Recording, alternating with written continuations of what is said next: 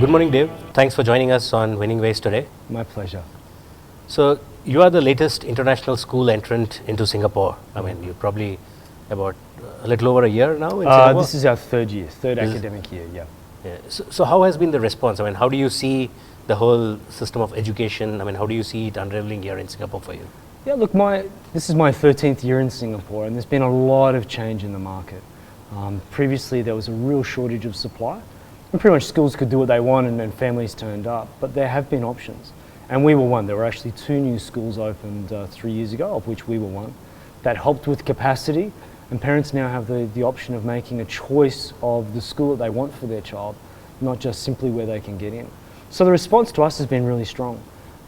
It has been obviously about brand awareness, and it's been about letting people know what we provide.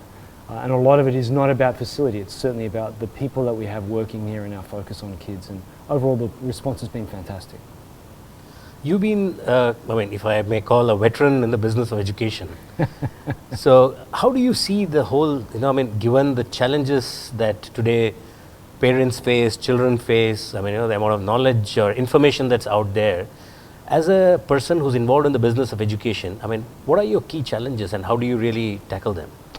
A big part of it is, we're working with multiple user groups. So for kids, they're very ready for living in a world that's highly disruptive. So our focus as educators is to help them be comfortable being uncomfortable, which sounds a little bit strange. But parents come from a very different educational background. They come from pretty stagnant places. They've generally grown up in one city, one place, one education system. It's been a very exam-focused, outcomes-focused organisation rather than skills and concepts.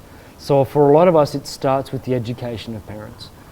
What is education now? How are we future-proofing your children for what they require into an uncertain world? And that's been a lot of work, but parents are eager for that. And that's why we focus obviously on the kids, but a lot of time with parents, letting them understand what the needs are for their children. What level in your school, in GEMS World Academy, do you adopt technology at? How is it? Because there was a time when it was limited to probably more in terms of the administration of the school, but these days kids are probably are more well versed with technology as to what's happening around. So how do you really use technology in the classroom for the Well, there's 3 parts to the question. So the short answer is from 3 years of age we start using technology. We have to remember though, technology is a tool. It doesn't replace a teacher. Parents can save a lot of money if that's what they're hoping for. They can watch Khan Academy on YouTube and save themselves $40,000. So technology from a tool from 3 years of age, we look at how it enhances teaching and learning. It's a great tool for collaboration.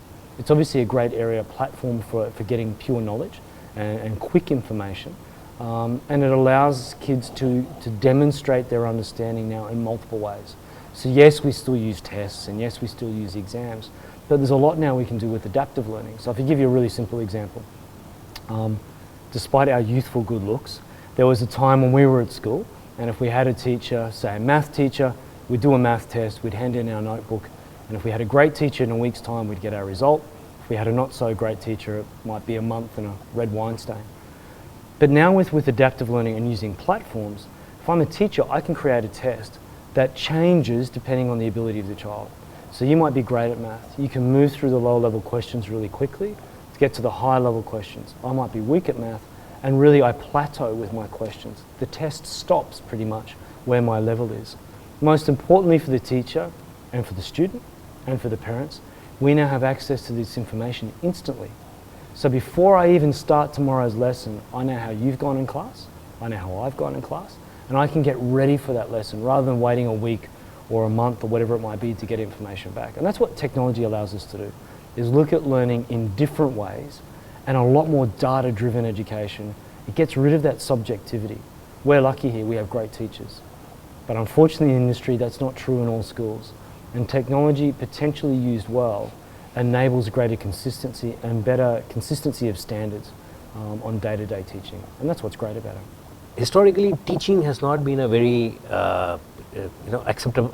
I would say that something which people really pursue. There's only a very small segment of people who really become teachers. Probably one of the reasons was also that it was not as compensating as many other professions. Yeah, absolutely. So how do you overcome this challenge? I mean, how do you get, you ensure that the kind of teachers that you have? There's currently a global shortage of 8 million teachers. By 2025, that grows to something like 15 or 20 million teachers short globally.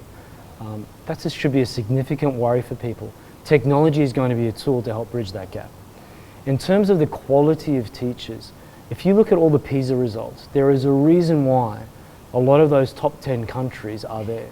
And it starts with how they value, support, and encourage the importance of education within their countries. If you go down to 15, 20, 30 on those lists, you see countries like my own home country, Australia.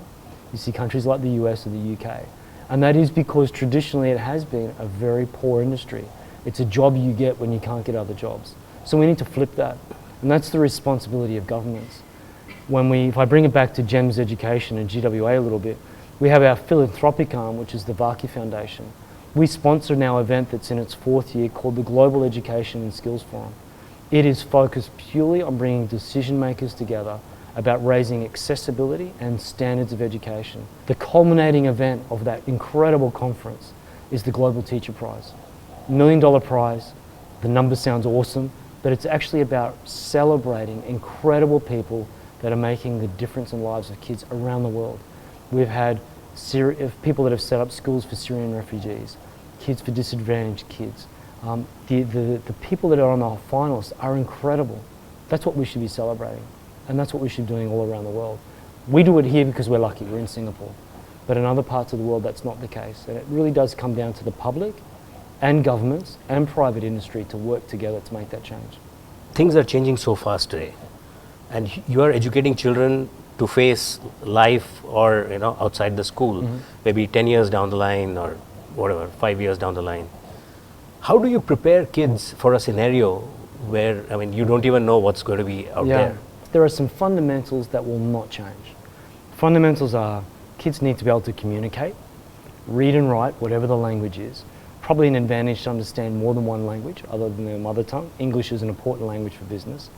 Need to be able to understand mathematics and have a broad understanding in lots of areas. That's not going to change. That's been a fundamental of education for a long time. What schools must do now, and what contemporary education systems do, and what the best education systems do, it starts not with the what, it starts with the skills and concepts that can be transferred to lots of different situations. And those systems then plugging in content from lots of different situations will prepare the kids well. But again, like I was saying before, it is about making kids comfortable with being uncomfortable and giving them the tools that whatever the future might be, they're adaptable to that situation. But those fundamentals, how we walk, talk, engage, communicate, will always be there. And that's what schools should be working on as a foundation. If you were to list down, let's say, 3 or 5 things that you do something which is drastically different or exceedingly well, which you think that really makes an impact with the child, what would that be? Every Thursday we have an early and primary years assembly, and we have secondary years assemblies every month. The assemblies are run purely by the kids. They are presenting, they are speaking, they are doing quizzes, they're doing all sorts of things in front of about 600 people. If you are 3 years of age, that's a pretty big deal. And the kids are exceptional at doing that. They have a confidence in communicating their learning and understanding with those around them. That's a very granular, simple example that happens every week.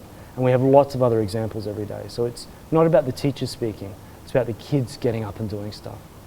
At a GEMS level, and certainly that filters through to us at GWA, we have to remember we're founded by the Vaki family. They are a family of entrepreneurs and educators. This is in our DNA. It's always the questions of not so much what if, but what can we do better? And if not us, who? So that's why we have our foundation. That's why, like at our school, we're opening in the next month an Innovation and Entrepreneurship Center. Lots of schools send kids out to businesses for a week of work experience. We don't think that's good enough. If you want to learn about entrepreneurship, actually probably the worst people to learn from are teachers. We've never started businesses. So the Entrepreneurship Center is a place where, through our $1 million seed fund, entrepreneurs in early stage and startup edtech businesses will be based at our school, helping us create a culture of entrepreneurship that our kids and our teachers and our parents can see and breathe and feel every day. So this notion of how can we do something different, How can, more importantly, we do something better is in our DNA and our culture. That's different to a lot of schools. Saying before, when you hear this word innovation, actually education's probably the least innovative industry in the world. We're the last to adopt change. Our approach is we should be at the forefront of that change. We don't change the fundamentals, but we look at how do we do things much better, and are we really future-proofing kids for whatever their next steps might be. And that's why we do these certain initiatives. So what you're saying is that this 1 million fund is basically, so are you kind of setting up an incubator here? So we're setting up an accelerator here. We've partnered with 2 groups, one group out of Australia, one group out of Europe, both focused on education technology. We will be the only global EdTech accelerator in the world, and it's based out of school. Most EdTech startups are actually not founded by people in education. They're mums and their dads, and they see schools and they think, look, we'll start this platform. A lot of them don't do beta testing with kids. They don't have within their structure teachers.